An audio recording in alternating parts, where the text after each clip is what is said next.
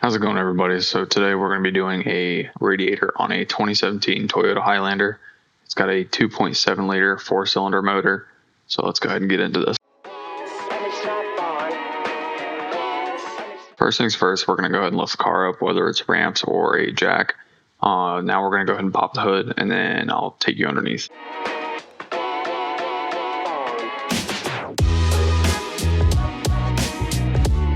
So we got a 10mm socket, and we're going to go ahead and take all the bolts off the bottom of the cover. And then there's also going to be little clips that we got to take off, so we're going to go ahead and take those off as well.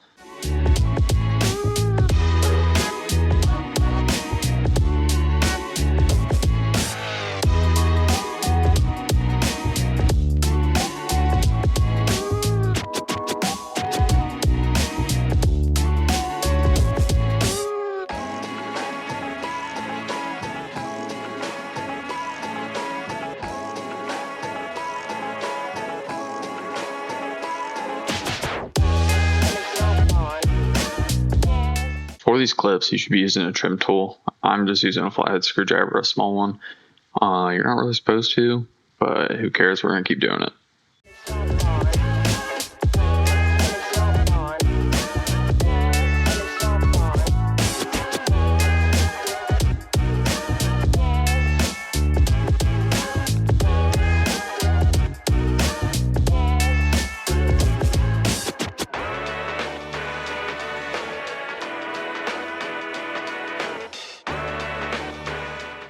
Now we're going to go up top. We're going to go ahead and pull this cover off. It's just a few clips that you got to pop out.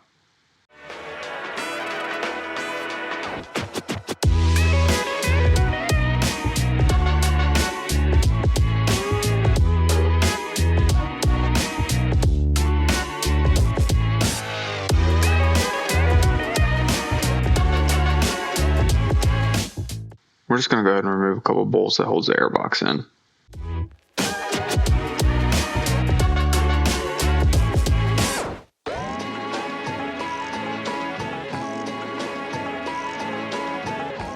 Now I'm going to be using a socket to get these bolts out, but then afterwards I'll be using a wrench to get the ones right behind the headlights.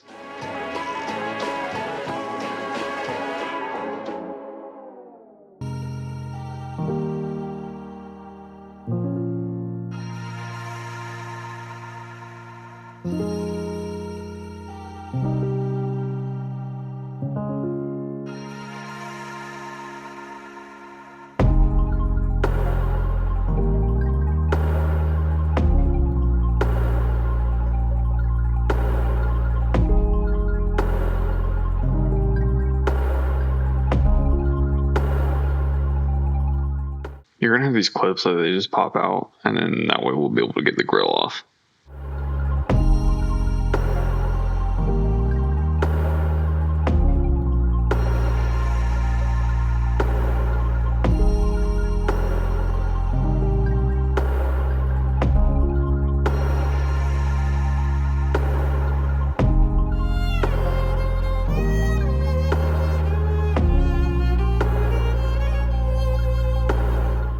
So essentially, once you get those clips out of the top, there's going to be a couple clips right on the bottom of the bumper.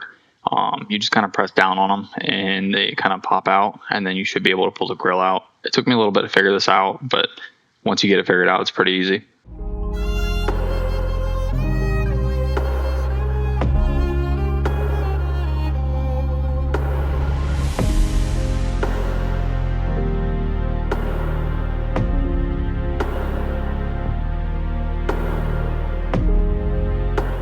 So you should be using a trim tool for this, but I didn't have one. I just got a flathead screwdriver and used that. Just be careful not to scratch the paint.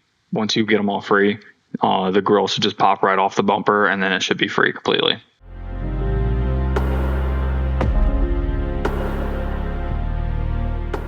There's a couple of electrical plugs that you got to disconnect. They just kind of snap, press them in, they pull them out. At this point, you should go ahead and disconnect the battery before you do this as well. I did not do that, so don't be like me and go ahead and disconnect the battery.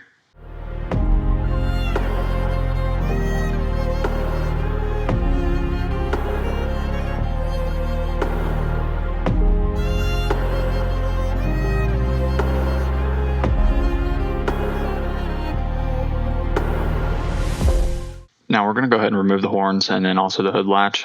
The horns are just 1 bolt each, and then the hood latch is 4 bolts. I had to use a wrench for 2 of them, the 2 on the bottom, and I used a socket for the 2 on the top.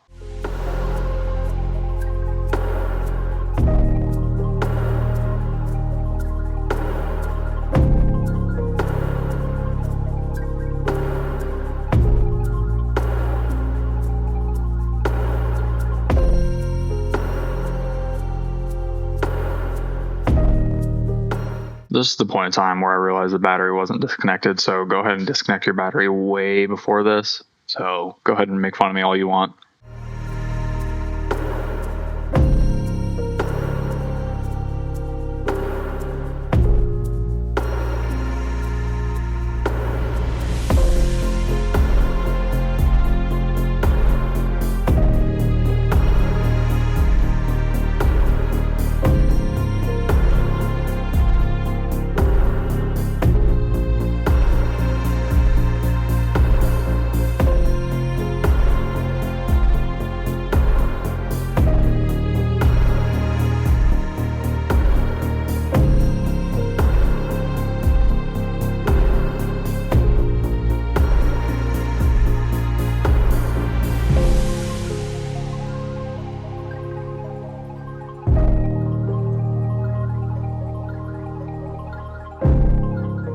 You're going to have these little wire clips that are on the cross member. You can go ahead and get those out with a pair of pliers or a pair of vice grips. I have a pair of needle nose vice grips, and all you do is just press the tabs and then just push them through, and it comes right out.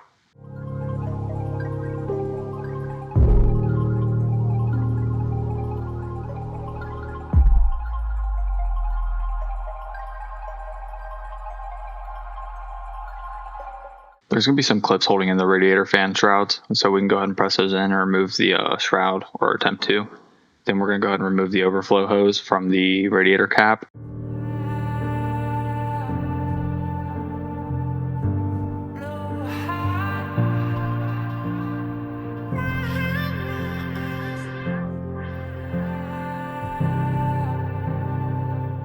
We're going to go to the bottom of the vehicle, and then we're going to go ahead and remove all the coolant that's in there. All you gotta do is go to the little plug on the bottom and twist it open, so all of it just drains right out.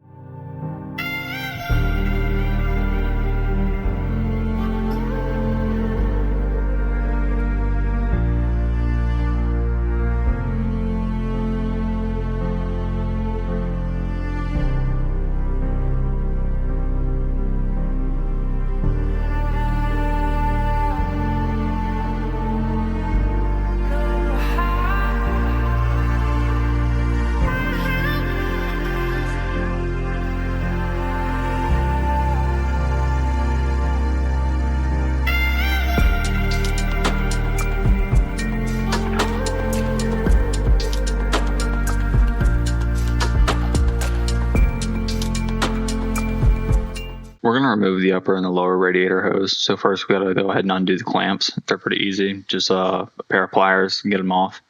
Whenever you remove the lower, just go ahead and make sure you have a drain pan ready because it gets pretty messy.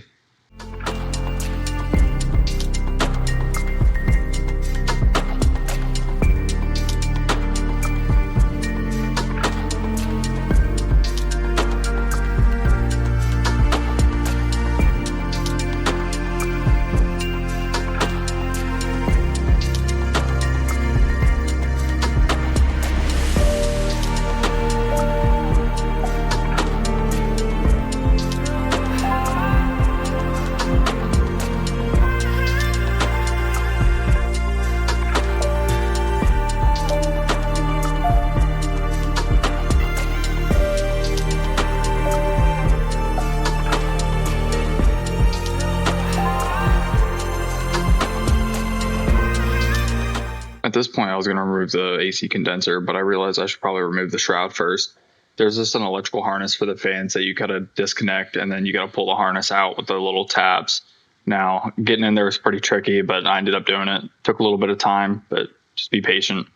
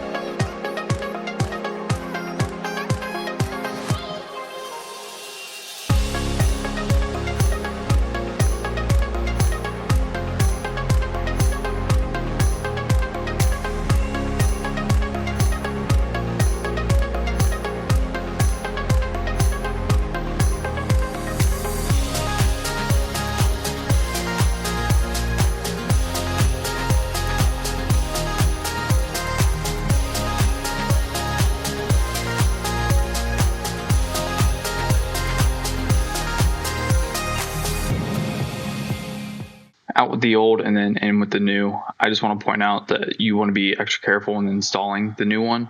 You don't want to bend the fins on a brand new radiator that you just bought.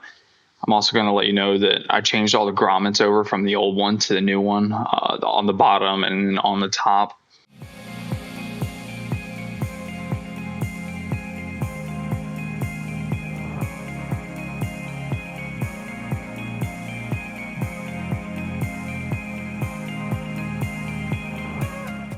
The AC condenser is going to fit down in the little grooves at the bottom, and then they just snap in. You got to go to the top and just press down on it. Just be a little extra careful.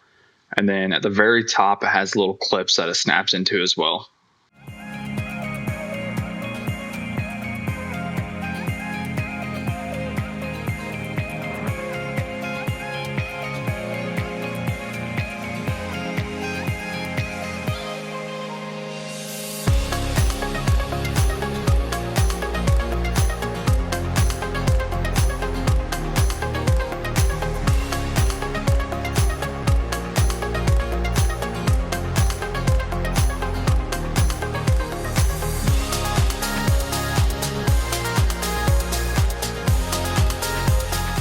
The fan shroud is going to be the same exact thing. You just got to line it up at the bottom and snap it into the clips. And then same thing at the top. There's a couple clips at the top that you got to push in, and then that'll be it. Make sure that you go ahead and reroute your wiring harness and plug your fans back in. You'll see I have my sister hold it up for me just so I can go ahead and do that instead of worrying about holding it.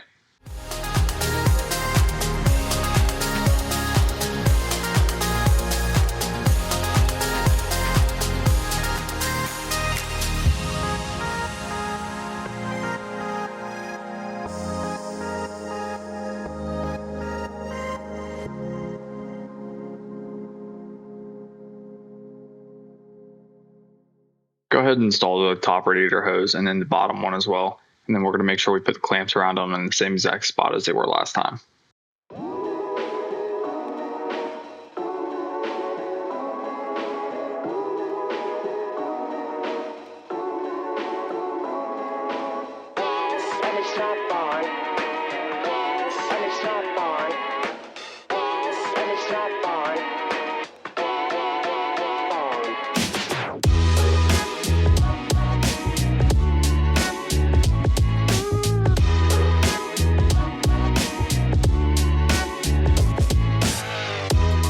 We can now start the process of reinstalling everything. We're going to start with the cross member first, and then we'll probably do the horns and then the hood latch as well.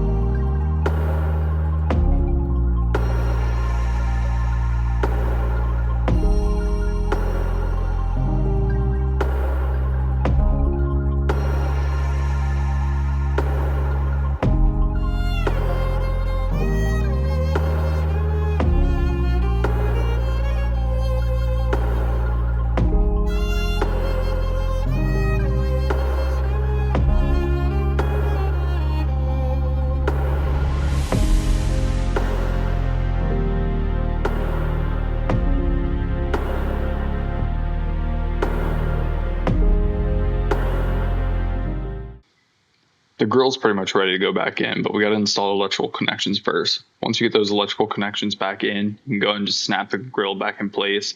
And then the top, you can also just put your snaps right back in.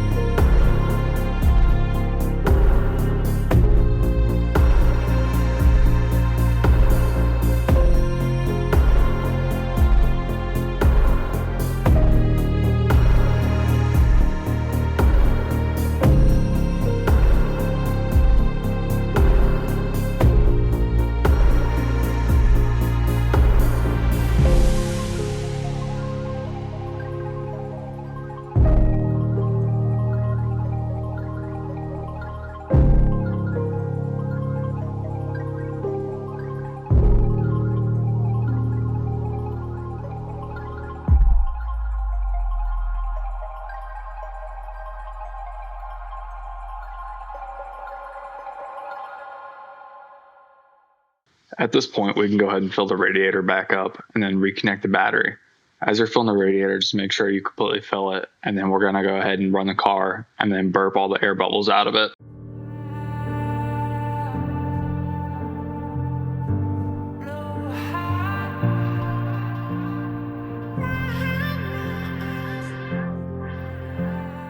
As you're running the car to burp all the air bubbles out, just make sure you go ahead and keep your coolant topped off at the radiator cap. And then after you burp it all and run it for about 15 minutes, you can go ahead and fill the coolant reservoir back up. And then as you're driving throughout the week, just go ahead and keep checking your coolant and make sure it's topped off.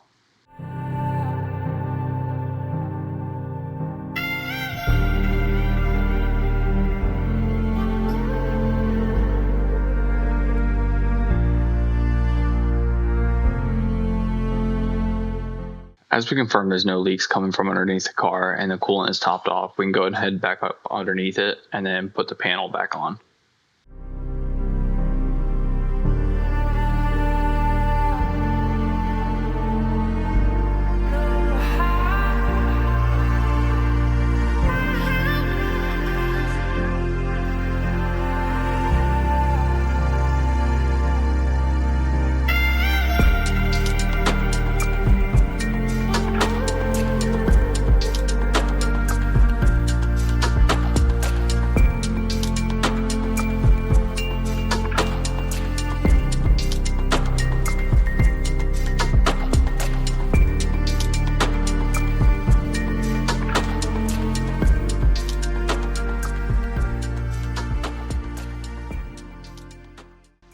Now, as we wrap up this project, this video will help him work on a bunch of different makes and model vehicles.